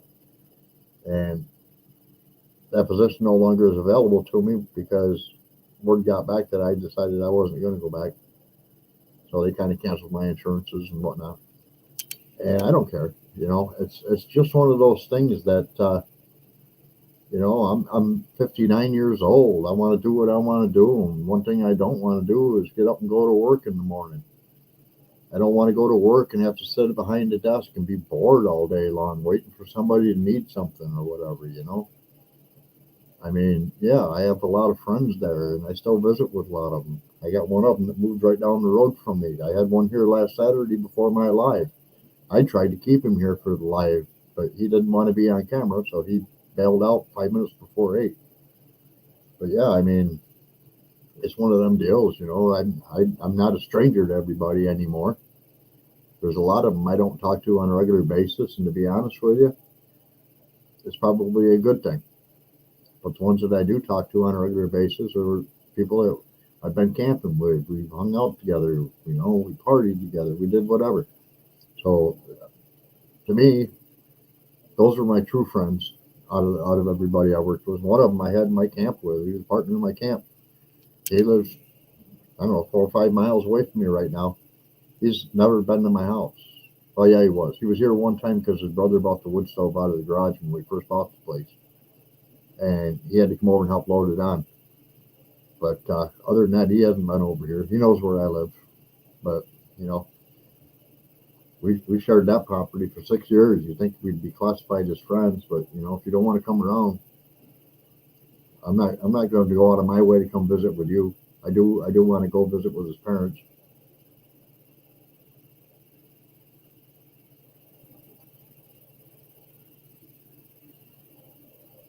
Agoraphobia, I've heard of that before. Or agoraphobia. Yeah, I've heard of that. I've actually heard of people that refuse to leave their home, and they would actually starve if it came down to it because they wouldn't leave their home. So if they couldn't get somebody to bring them groceries or make them something to eat or whatever, they just wouldn't go outside. It kind of reminds me of a episode of I should be able to spit this right out of the top of my head. Better Call Saul with his brother who always had to foil up and wouldn't turn any lights on in his house. And you weren't allowed to have electronics in his house. There's actually people that have that bad of agoraphobia, and there's other things that call in on that one too. But yeah, we used to call that the tinfoil hat kids. There was a guy in Cortland who lived in a house trailer.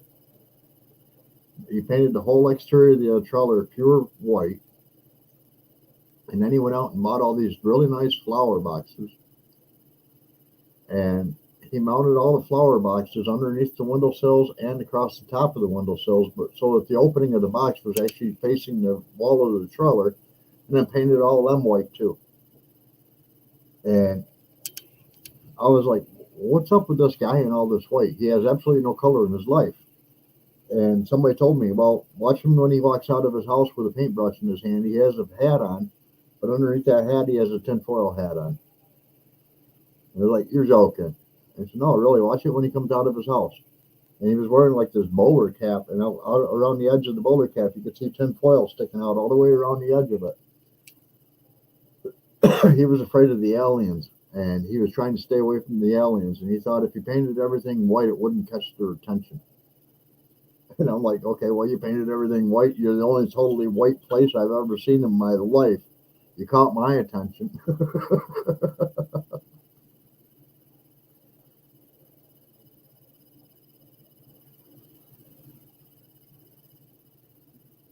Well, that's nice of your son, Ace.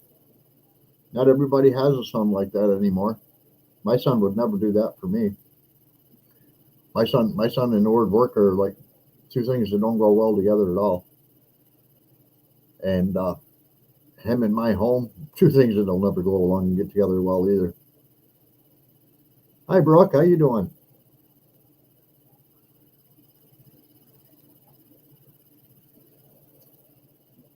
Yeah, my mom when I was young, she she would leave the house. I mean, she'd go grocery shopping and things like that. But because she was a stay-at-home mother at the time, she decided that if she wasn't going to be working, and all my other friends' mothers are going to be working and stuff, my mom decided she was going to be the neighborhood babysitter. So all the time I was growing up, my bedroom was never just my bedroom. If the parents were going to be late to pick up the kids, well, somebody got to sleep in Dave's bed.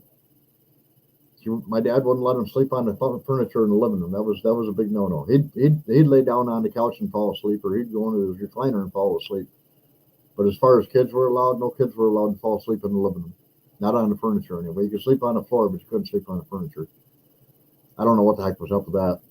But yeah, my mom babysat so many kids, and I mean, it was a lot of fun. It was a lot of fun.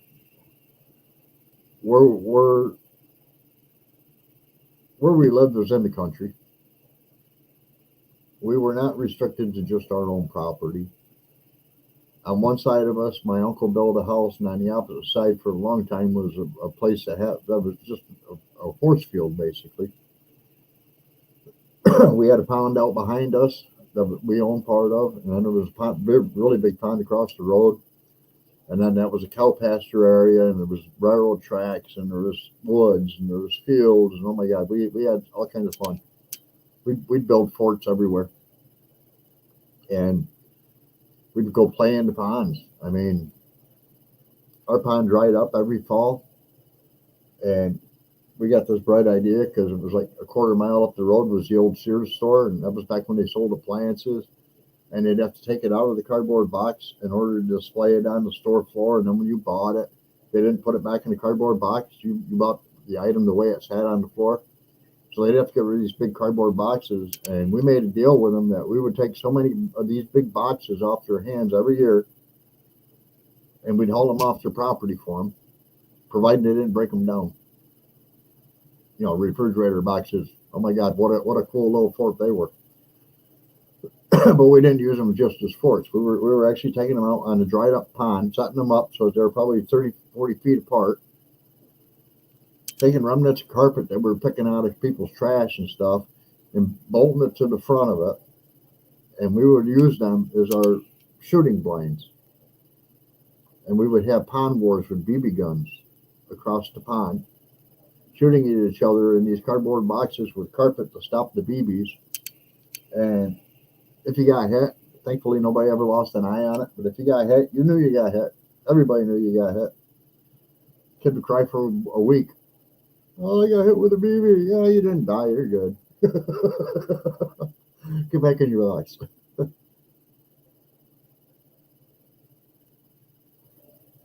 Yep, that's the way I am, Ace. I don't mess with my son well at all. He got into drugs and gave up on his family. And my two grandkids, along with their two sisters, are living at their other grandparents' house, which is in the town I moved out of when we bought this house. I try to see them at least once a year. The grandkids don't listen to Grandma and Grandpa over there, and that's an issue. Mommy and Daddy never made them really pay much attention, so they don't want to do what they're being told to do most of the time, and they're rude to them. And I don't want to interfere with their training or retraining of these kids. And my being there would be an interference. I know it would be. Because I've never been stiff-handed with them because they're not my kids. You know, I mean, I'd be at your house, and if your kids are acting up, it's your job to deal with them. It's not my job, you know. And I'm kind of still that same way. I did get even with them here, not this last Easter, but the Easter before last. We went to Walmart looking for something to get them for Easter. And we were over in the arts department. And I just happened to find 4 boxes of rocks that came with paint sets. And I was like, all right, that's a cool gift to these kids aren't listening. We'll give them a box of rocks each. They were $5 a box. I was like, yeah, that's a good Easter present. They already got balls. They already got frisbees. They already got all the other stuff in the yard to play with. So I get over there, and I sat all 4 of them down. Like, their grandmother's already been telling me, these guys aren't listening to me. They aren't doing this. They aren't doing that, blah, blah, blah, blah, blah. And I said, all right, cool, no problem.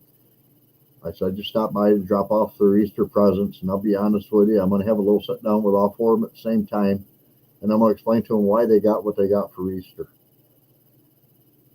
And she's like, you're going to what? And I said, I'm going to sit them all down at the same time, and I'm going to explain to them why I got them, what I got them for Easter. And she's like, oh, this ought to be good. So she got out her phone and was recording me. And I looked right at my grandson, Brandon Jr., and I said, all right, guys, here's the deal. I got you guys each the same thing for Easter, so I didn't bother wrapping them. And I pulled one out and I set it up on the table. And they seen paintbrush, they seen paint, and they seen rocks. And their eyes all lit right up. I said, no, there's a story behind me giving you guys these. Because my dad taught me this years and years ago. He says, you never want to be dumber than a box of rocks. You want to pay attention to what your elders are saying. You always want to go to school and do as well as you can at school so that you can be something when you grow up. Now, I don't want to see you guys turn out like your father, and I don't want to see you turn out as dumb as these box of rocks, but each one of you get a box of rocks. And they were so excited to get those boxes of rock. And their grandmother's over there, and she's like, I think you just straightened them out. And I said, no, I can guarantee you they're going to be begging you for the next hour after I leave, and I'm going to be leaving here real shortly. But I can guarantee you, after I leave, for about the next hour, they're going to be bugging you and begging you and begging you to let them start painting them rocks. I just hope they don't start throwing them at each other. And I left on that note. I was just like, okay, well, I did my part. I did what I could do, you know. All right, well, guys, we're down to 4 people watching, so I'm going to, and we've been on for, good Lord, going on 2 hours now. So we're 10 minutes shy. It's been fun. I'm glad I've had people hang out. If you haven't already, please hit the thumbs up. If you haven't already, please subscribe. And I'm not going to beg you, but it's free. And next Saturday, 8 o'clock, see you at the same time, hopefully in the new studio I spent all day today setting up, because if not, there might be a new computer down there if I can't get that camera on that laptop working, because I know I can't take this camera down. Well, maybe I can. Yeah, I might be able to take this camera down and plug it into the laptop, but I'm not positive if I want it. I'm not too sure it would change the way the computer is running the video part of it. But I'll work on that this week, and I'll try to get it figured out if I can. And then next week you'll be seeing me in the new studio. And if not, well, you'll see me back up here again. Sorry. But yeah, let's call this one short. And thanks everybody for joining in. And everybody have a good night. Enjoy the rest of your weekend. See you next week.